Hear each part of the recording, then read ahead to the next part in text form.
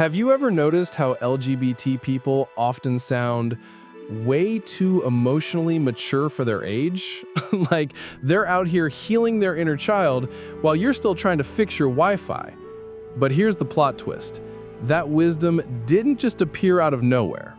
It came from years of emotional parkour, dodging judgment, rejection, and sometimes even themselves. So yeah, they've got trauma, but somehow it turned into insight, which makes you wonder, why do the ones who've been hurt the most understand life the best? You were that kid who always knew you were different. Not in a main character kind of way, more like, wait, did everyone else get the life manual and I just missed the email? While your classmates talked about crushes, you were busy pretending you didn't have one, because yours didn't fit the script. So you stayed quiet. You laughed when they laughed, nodded when they teased, and learned how to erase yourself from suspicion. Every little thing felt like a test. A laugh too soft, a gesture too fluid, a glance that lingered half a second too long. And suddenly, people started noticing. So you learned the art of editing yourself. You cropped your tone, trimmed your body language, and photoshopped your emotions before anyone could screenshot them. The world called it just growing up, but you knew better. You were in emotional boot camp. You became fluent in survival. You could read a room faster than anyone, not because you wanted to, but because you had to. You learned which jokes were safe, which smiles were fake, and how to disappear at just the right moment. At school, people said you were observant. At home, they said you were quiet. And maybe you were both, just a quiet observer of a world that never really felt like yours.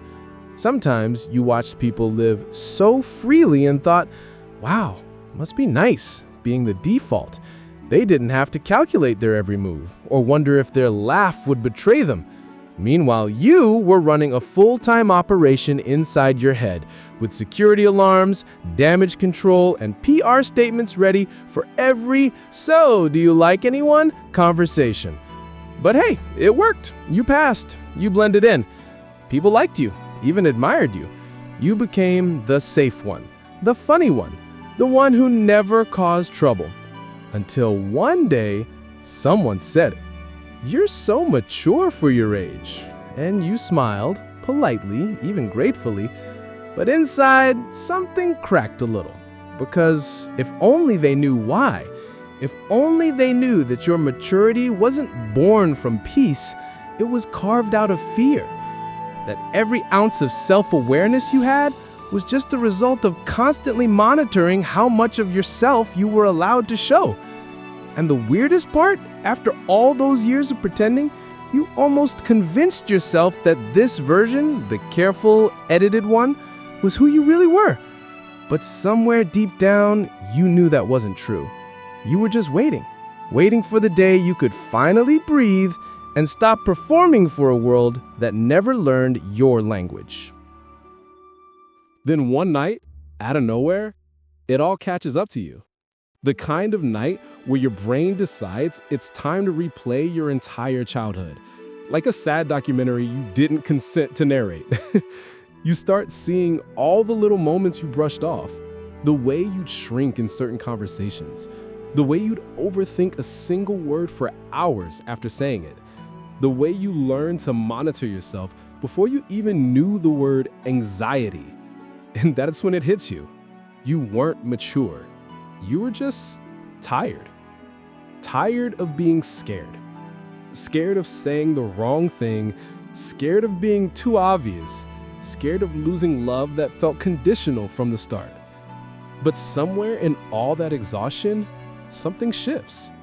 You start to notice what those years actually gave you. You learned how to see people, not just their smiles, but the tremor in their voice, the silence after the joke, the way they flinch when someone says it's just a phase. You recognize pain even when it's dressed as sarcasm.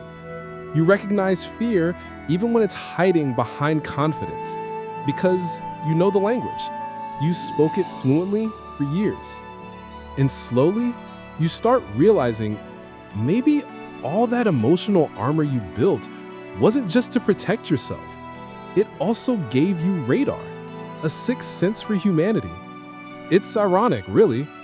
You spent so long trying not to be seen, and now you can see everyone so clearly. You sit there in the quiet, realizing your pain didn't just scar you, it shaped your empathy. It made you someone who listens differently, who feels more deeply, who loves with context. And for the first time in a long time, you don't hate that part of yourself.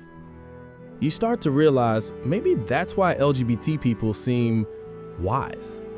It's not some magical enlightenment, it's muscle memory from carrying too much truth too early. You had to grow emotional armor, but also emotional X-ray vision. You learned how to sense tension before it even entered the room. You could tell when someone was uncomfortable, when they were pretending to be kind, or when "I'm fine" really meant "I'm falling apart."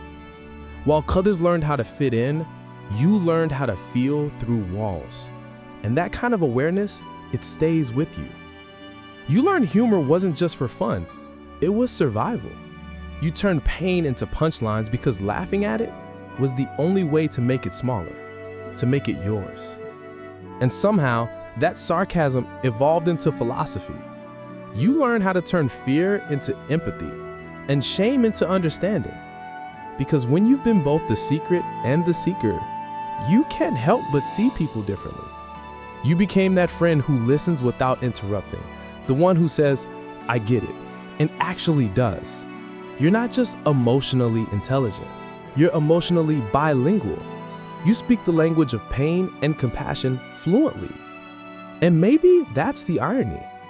The very thing that once made you hide is now the thing that helps others be seen. Because you've lived on both sides of the story, the one who hides and the one who helps others stop hiding. That's not weakness. That's wisdom born from surviving something you were never meant to go through alone. Maybe that's the strange beauty of it all, how pain can somehow teach softness, how the ones who were once afraid to exist end up being the safest place for others to be themselves.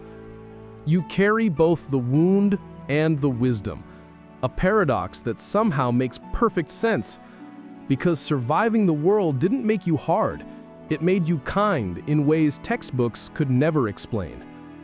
You learned that being human isn't about having it all figured out, it's about turning the mess into meaning, turning hurt into understanding. And maybe that's the quiet superpower of being LGBT. You learned how to love people, not in spite of what's broken, but because you recognize it. So next time someone says, "You're so strong," maybe you'll just smile and think, it's not strength, it's survival softened by love. If you enjoyed this, I'm going to be posting a lot here. I would greatly appreciate it if you could subscribe. Thanks for watching.